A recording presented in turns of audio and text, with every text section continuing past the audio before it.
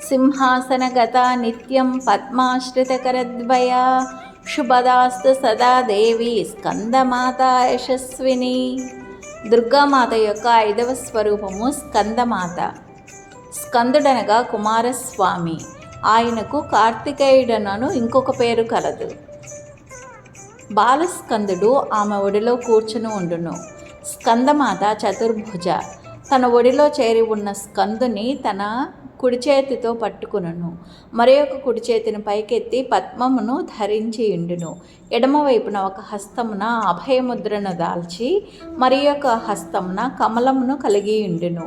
ఈమె శ్వేతవర్ణ శోభిత. స్కందమాతకు అనర్చిన పూజలు బాలస్కందనకు చెందును. ఈ దేవిని ఆరాధించుటలో గల వైశిష్ట్యము ఇదియే.